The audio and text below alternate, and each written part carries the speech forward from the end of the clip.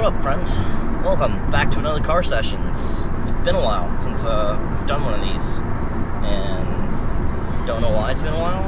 Probably more of just, I don't know, I've been recording a lot, but not knowing what to do with a lot of my stuff, and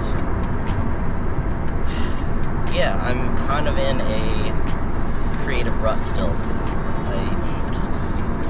don't know what to do. I don't know what to do with my videos. I keep looking at a lot of like my Tulip Time footage and my Disneyland footage, and I have no idea what I want to do with it. And I'll figure it out.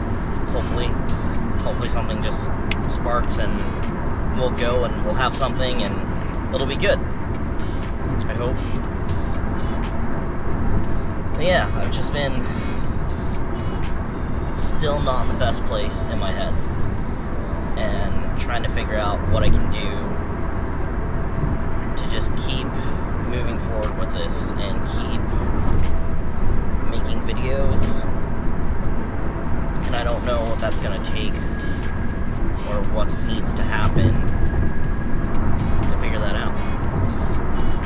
So anyways, that's why we're doing car sessions this week. Hopefully I'll have something this weekend. But yeah, that's not what I really want to talk about today. Today, as I'm driving to my job, I've kind of just wanted to give some work advice for any of you out there who's starting a new job, who's looking for a new job. I feel like lately I've given a lot of advice to a lot of people, and it makes me realize that I'm not young anymore. I mean, yeah, I'm still pretty young, but I've been doing the same thing for 8 years. It's wake up, go to work, go to the gym, go home, play video games, fall asleep. That's pretty much it. And I've gained a lot of knowledge in those 8 years of working, and a lot of the times I can give really good advice to people, and I'm really bad at taking my own advice. And I think most of us are. Like, we seek help from others and we need guidance, but when it comes down to actually taking that step forward, it's on us to do so, and not a lot of us can take that step forward. It's hard, I get it. I totally get it. But anyways, I have two stories, I guess, to tell or talk about with this. One happened recently with a friend. We actually got lunch together the other day, and she's kind of struggling to figure out how she's doing at her job. She's just started, like, very recently, and she's a real go-getter and really motivated and wanting to do more and do her best at this job, which is awesome. That's not what a lot of people can say about their jobs, and I tell her, just based on everything she's told me, it seems like she's going to do great and she's going to be really good at this job. Even her employees or not her employees, but her boss and coworkers are seeing that and encouraging that. She's going to do a great job. And yeah, there's no reason she wouldn't. But her concern is that she always seems like she's not doing enough or not knowing all the stuff she needs to know in regards to this job.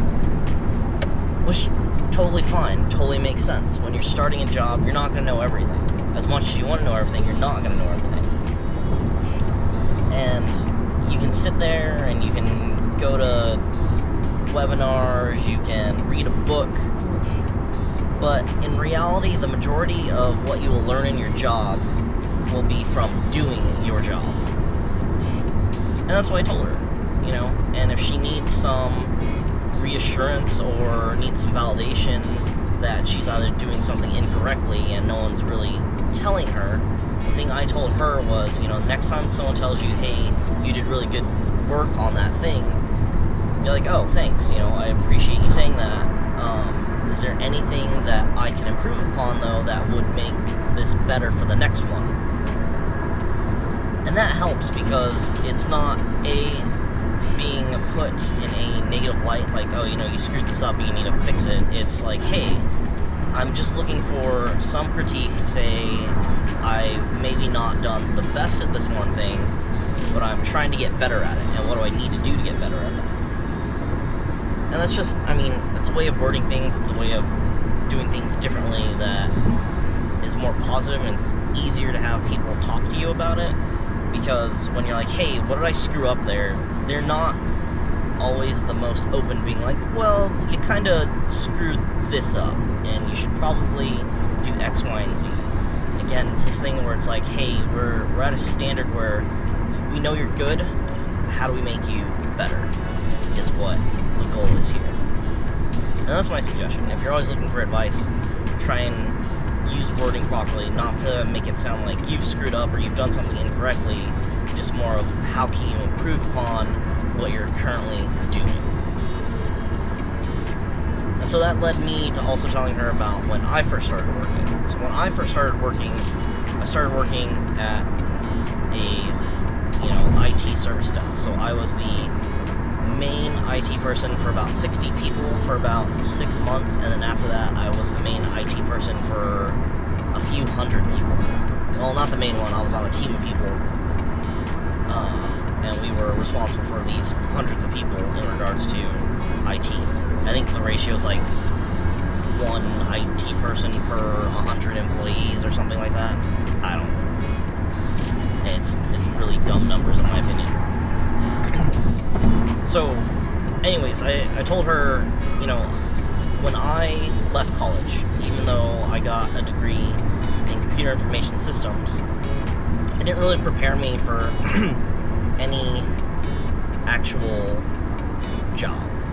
It was a lot of high-level information and gave you a lot of good information on what you're working with, what you're dealing with, but once you actually get hands-on, it's a completely different thing. She has this fear of, again, not being able to do her job. Part of her job is calling clients and talking to them.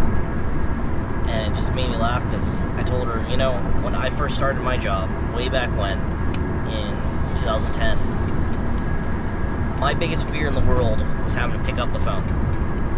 And that was my job. I was literally sitting there, waiting for the phone to ring, and then picking up and helping people solve their computer problems. That was my entire job. And I was definitely afraid of it. I would sit there daily and just like, please don't ring, please don't ring. And if it rang, I would have like this mild anxiety attack about, oh god, what if I can't fix this? What if I can't resolve this? And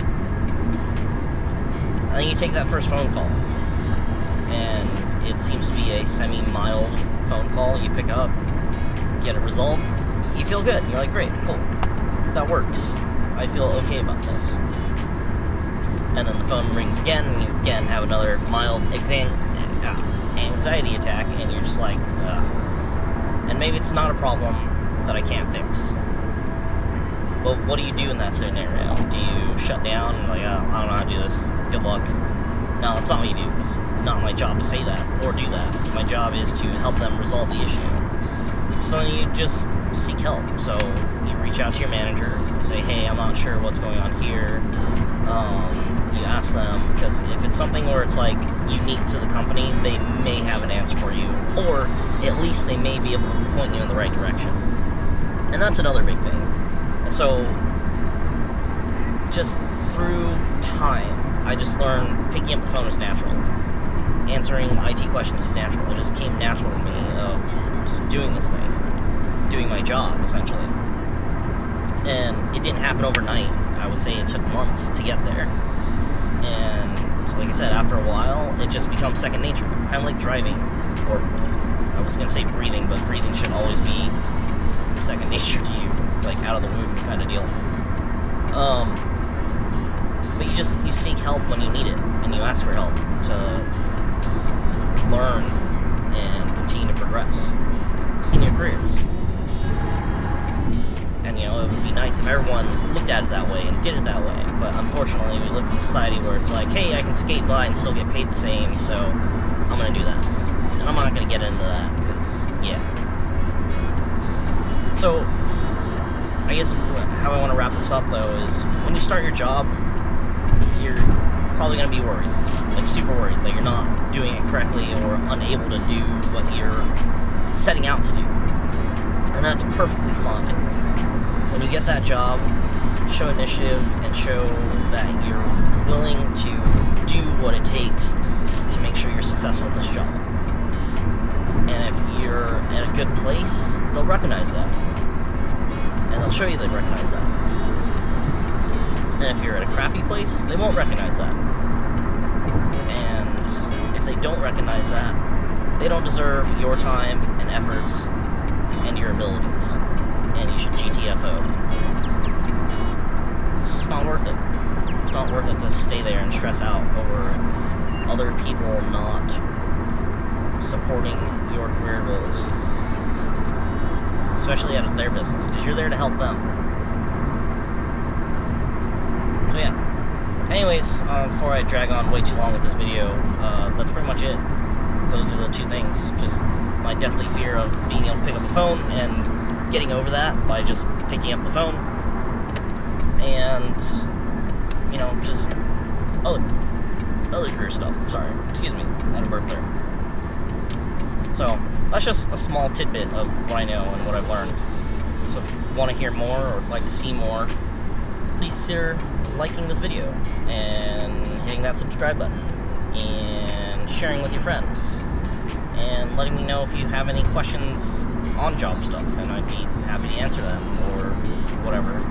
Because yeah, I've been working for 8 years now, and it just feels weird because I don't feel like I'm 28. I feel like I'm 16 still. Yeah. Thanks for watching. We'll see you guys in the next one.